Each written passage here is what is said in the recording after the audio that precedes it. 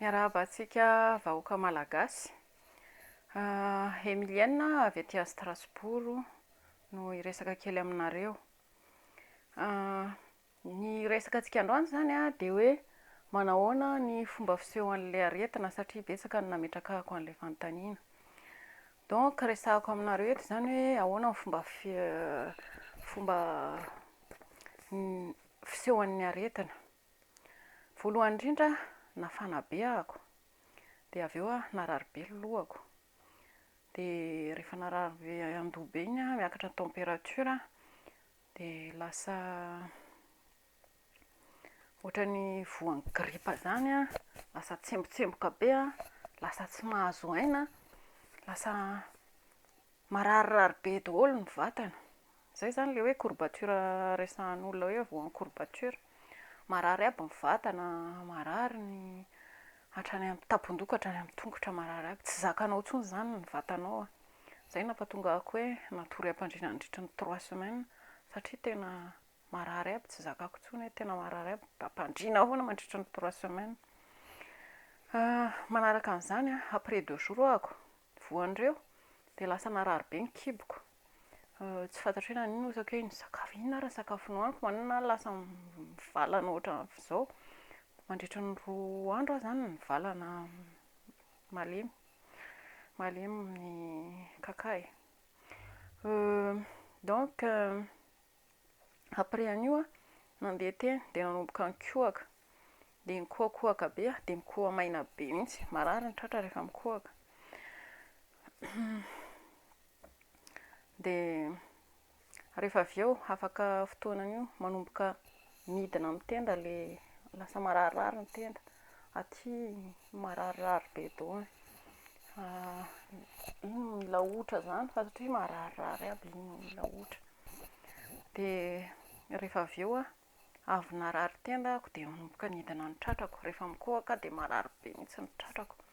Tena henonao mihitsy ny marary. Tena efa manomboka amin'ny alina zany indraindray manomboka sempotra dia zokinay hatrany Madagasikara miantso ahako, andana mandeha manao hevoka indray, foazan-tany tonga dia manao hevoka satria tsy matory miaraka amiko koa zokinay. Matahotra izy hoe sao dia maninona ako, dia tsy matory izy fa miambina foana hoe izao atao, izao atao, izao atao. Izy miteny aho hoe andana mihevoka ilay huile essentielle ravitsara sy eucalyptus.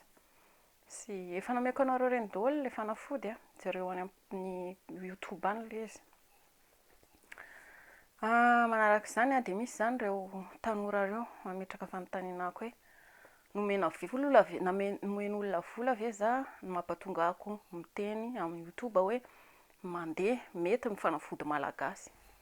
Tsy tompoko, tsisy nanome ariary zany ahako, tsisy nanome aho fa nanaovako an'ilay vidéo izao dia fitiavako ny tandrazako, fitiavako ny malagasy hoe mba tsy hisy ho faty be dia be ohatry ny aty amin'ny Frantsa sy aty ivelany aty ny any Madagasikara.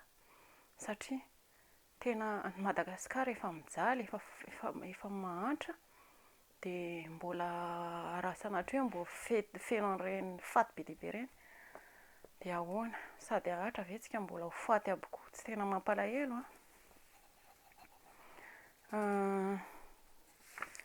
Manaraka izany dia maro isika tanora no manoratra, manao mandrabaraby amin'ny commentaire fomba antsika malagasy mihitsy ilay manao hesoheso teny.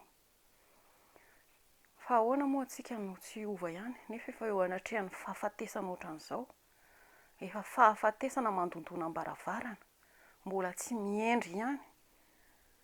Tadio tsara ny tenin'ny amiral Didier Ratsiraka. Niteny izy hoe kapoka avy amin'Andriamanitra oziny izao mahazo ny olombelona izao. Satria tsy normal ity faty mikaraharatsany rano tapitany ity. Fitsapana oziny io ary fisedrana ny olombelona, fitiavan'Andriamanitra antsika malagasy mbola tsy nanaovana hoe misy maty any Madagasikara.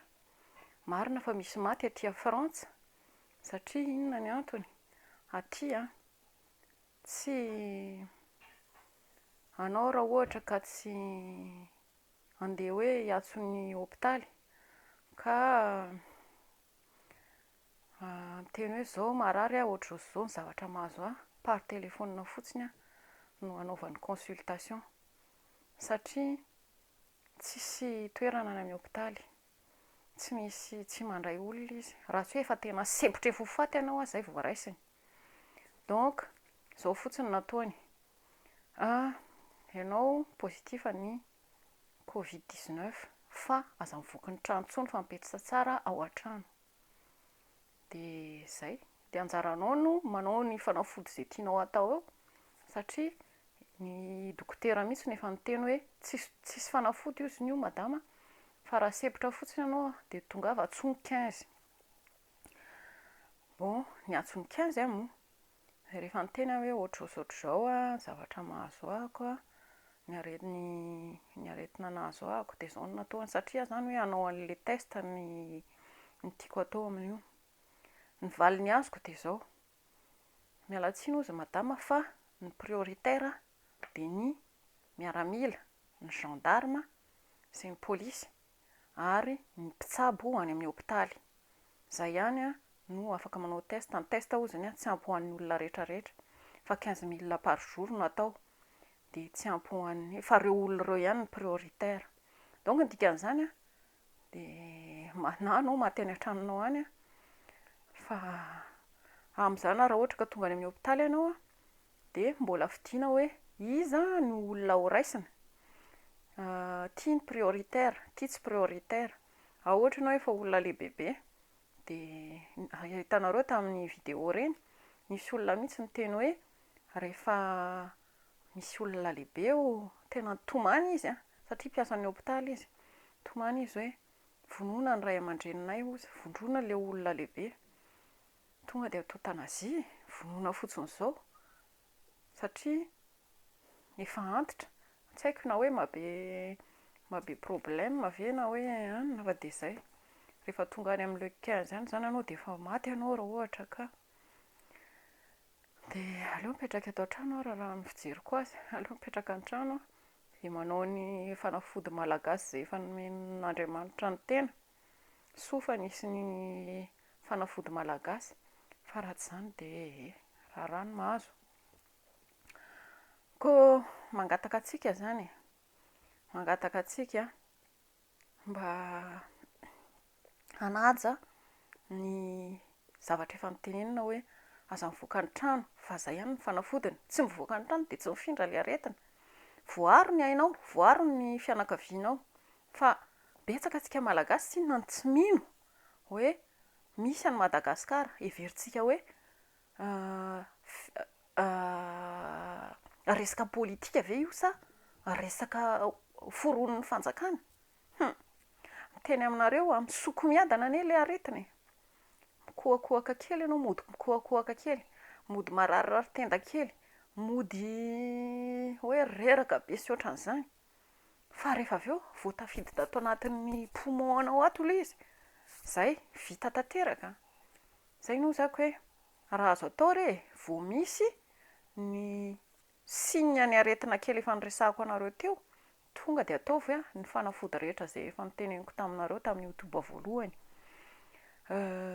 Ataovy daholo izay azo atao, ny hevoka, ny dité, ny zavatra rehetra izay niteneniko anareo. Manaraka izany dia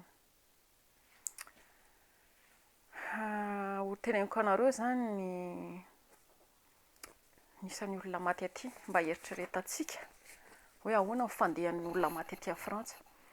Tamin'ny 30 mars 2314, 30 mars à 7 heures du matin eo, 30 mars à 11 heures du matin 2606.